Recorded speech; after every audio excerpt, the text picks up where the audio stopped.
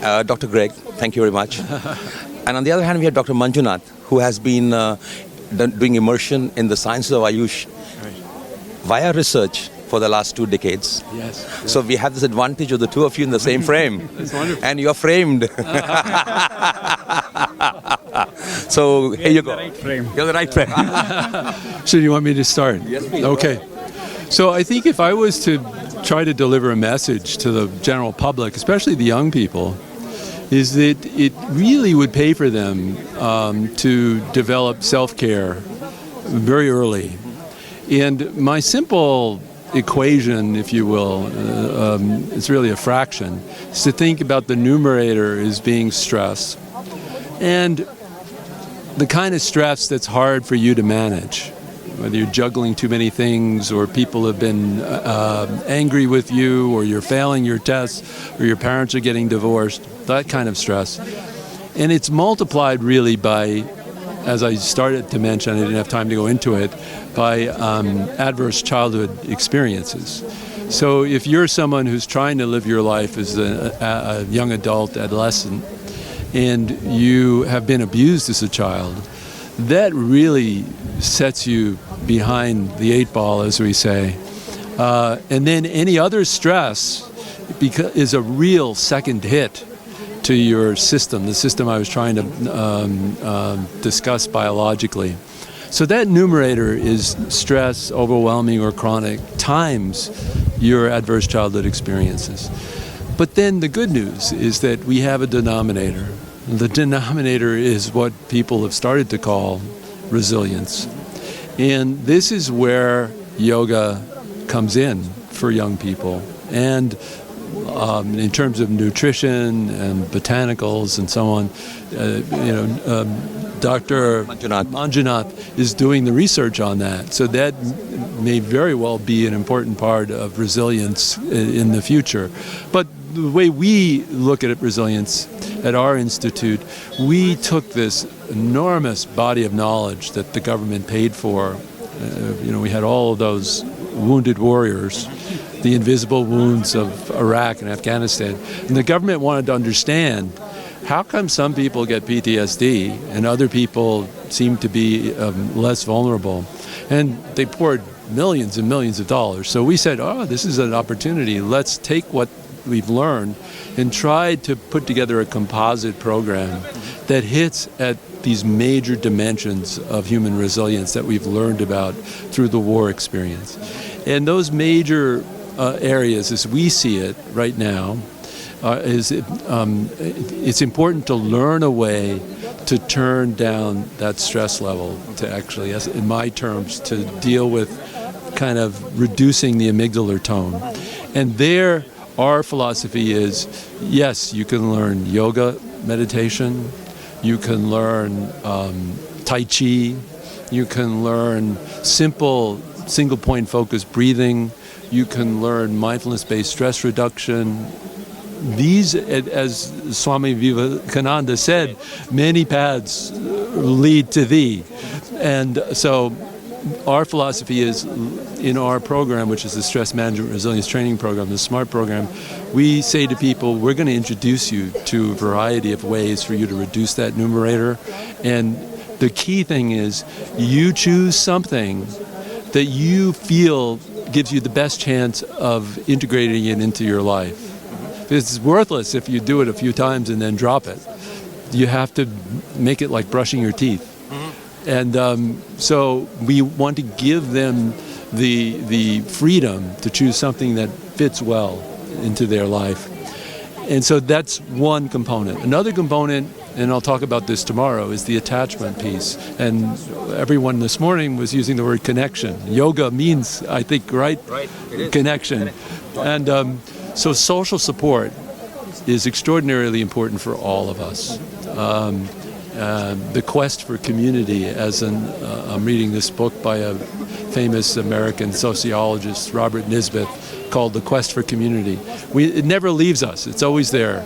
And so social support, we try to enhance it through our group program. So we have people in groups and we try to help them understand and and sort of plot out all the different important relationships and why they succeed or why they fail. Social support, and also pro-social behavior. So altruism, you get back much more than you put in when you're altruistic. So we try to teach that.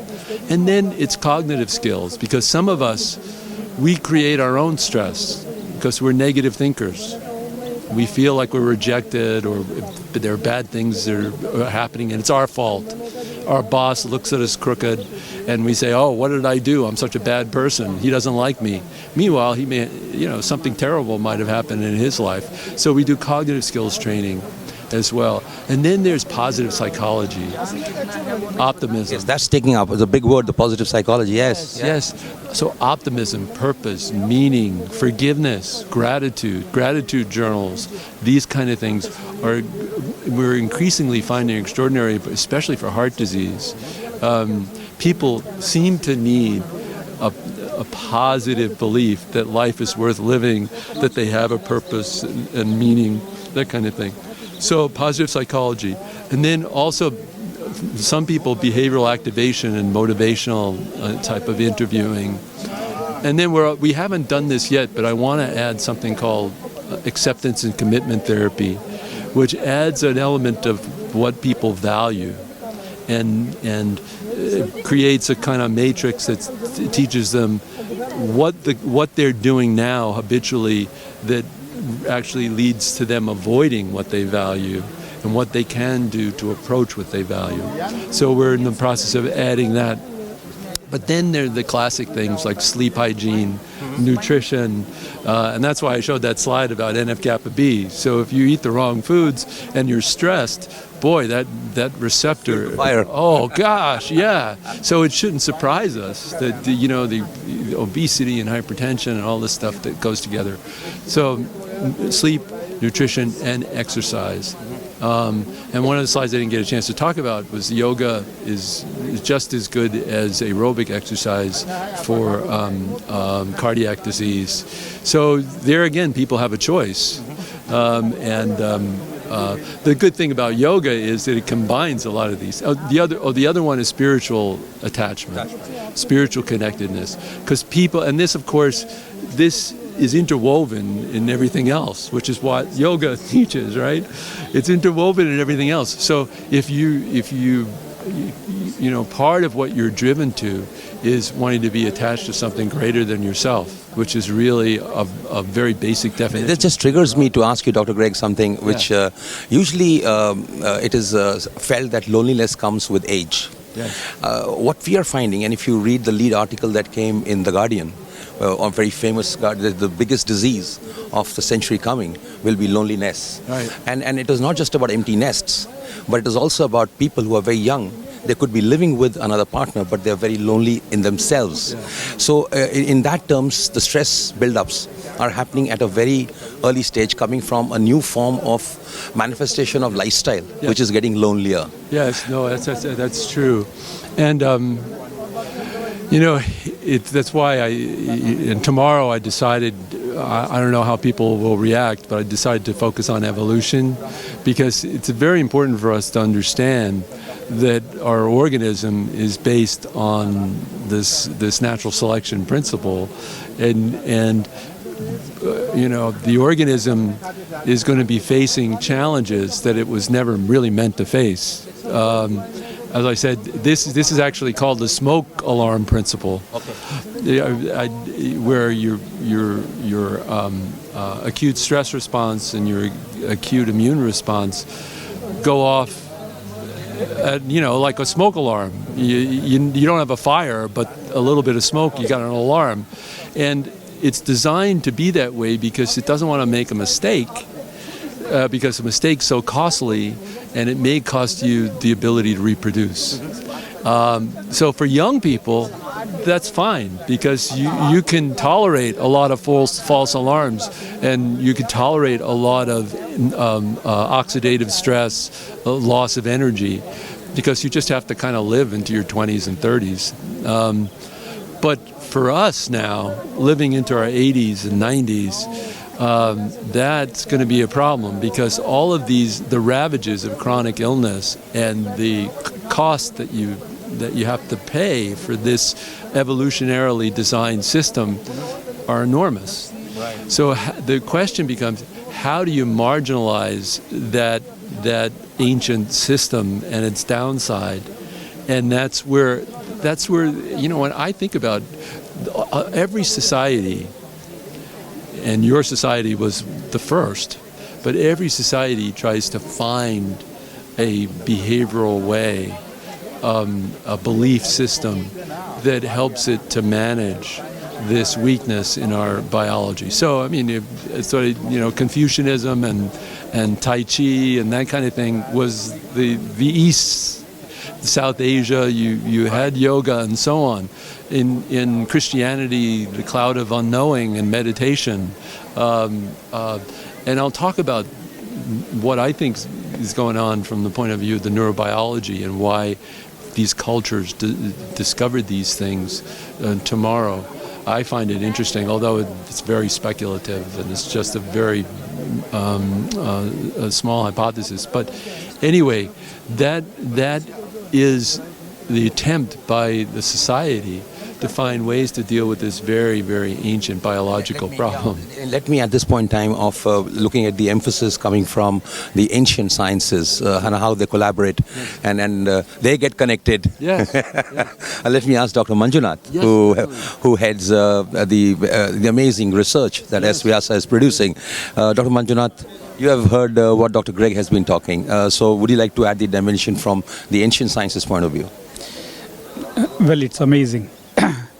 When I look at the different frames with which you brought in a wonderful story, it fits in very well with our ancient scriptural frame. Yes. Because basically, see, we spoke a lot about the basic reason because of which we are all getting into these so-called issues.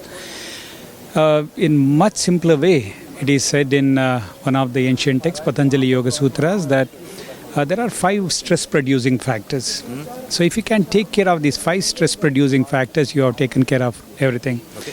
Those are called kleshas. This is, in simple said, avidya, asmita, raga, dvesha and abhinivesha. It was wonderful to hear you talking about that whole system of stress and the role of amygdala to anterior cingulate to dorsolateral prefrontal cortex, and how all these things are connected. Yes. And I was always trying to connect these two thoughts to say that, okay, I mean, whatever has been said as stress-producing factors, the avidya, asmita, avidya is an ignorance part of it. Most of the time for us, to have any issue initiated, it's our ignorance which contributes to it. If I am knowledgeable, probably I will have an answer to any stress-producing initiation. Asmita is the very well-known enemy, ego. Okay, so the ego component which fits in every frame of our life. If we can actually have little balance between these two, avidya and asmita, probably we will solve a lot of the issues. Yes. Whereas the next 3 are all to do with the limbic cortex. So we have raga, dvesha, abhinivesha. Raga is to do with your desire and attachment. Dvesha is when your desire is not fulfilled, you start getting rejected and you start hating, you start developing anger in you. And the last one is, of course, abhinivesha. Classically said that it is the fear of death. But for the present day, what it implies is fear of change. We are all so bound with the fear of change. So if these 5 principles are taken care, and if we can connect with the neurobiology of stress, then probably answering them becomes much easier for us. The second part, what you mentioned, wonderful, is about the whole concept with which the younger generation are really getting affected with the components taken from what exactly we are facing in a day-to-day life, our education system, and number 3, the social support. Okay, so for this, it's always said in ancient scriptures that these are all integral part of your being. There's a new concept which you are aware of, the perseverative cognition. Yes. Okay, so in Bhagavad Gita, the concept of perseverative cognition has been very well explained. It goes by saying that, see, the repeated thinking is the source of any issue, whether positive or negative. It can make you a wonderful individual to grow on, or it will kill you by setting in negative thoughts. So it goes as a nice shloka. Very quickly I summarize. Dhyayato vishayan pumsaha sangasteshu upajayate sangat sanjayate kamaha kamat krodho bijayate krodhot bhavati sammoha sammoha smriti vibramah smriti bramshat buddhinashat pranashyate. Wow. It says That's from the Bhagavad. Straight. And it's straight bullseye on stress. Oh, that's amazing. and it says very clearly that it's a sequential activity. Yeah. There is nothing that there is something very serious issue, lighter issue. It has to go through in this sequence. Repeatedly you start thinking about an issue, then you start developing an attachment with it. Yes. So as simple as this, I am going, this is a beautiful place here. So if I start thinking about Himalayas, I get an attachment with Himalayas. Right. Then the next thought comes that I have to come for a trek in Himalayas. Right, So right. imagine a simple trek is well and good. I start dreaming about climbing Mount Kailash. Yes. Okay, so that's still beautiful. Right. I want to climb Mount Everest. Okay, so what happens basically is the sequential progress. If it is achieved, it gives me an upliftment. If I cannot achieve it, it sets in a sort of an anger in me. Okay, that why I am not able to achieve this. And then starts the story. So that anger leads to sequence of events. So the karma resulting into krodha. So then what happens is the complete, the true essence of yourself, which regulates your discrimination, gets lost. And then as an individual, what differentiates you from other creatures, you lose that. That is the true self. So it need not be a huge event of sequential events for us to get sick into a chronic condition like cancer. It happens to us in very small bits and pieces on day-to-day activity. So we go through this, we make an arrangement, we make an adjustment, we come back, we say that yes, it's fine. Yeah. I mean, I couldn't do it, I will do it better next. Yeah. So this training happens through yoga. The yoga trains you to remain in a state of balance. Yet another beautiful shloka of Bhagavad Gita. So it says that you have to do all these activities in being in the state of yoga. So that is yogastha kuru karmani sangam tyaktva dhananjaya siddhya asiddhyo samo bhutva samatvam yoga muchyate. It says that you have to handle your activities being in the state of balance. Then what happens? We don't take anything to its extreme. Yes. I mean, whether it is an achievement, it won't boost my ego. Right. Whether it is something, a failure, which cracks me down to depression. So this happens to us on a daily basis. Yes. But the process of yoga, as you have beautifully narrated there, talking about the neurobiology part of it. Yeah, no, So that's where institutions like where you have come, Benson Henry, Mind Body Medicine Institute, coming from Harvard, where they have set standards for evidence-based understanding of these ancient sciences.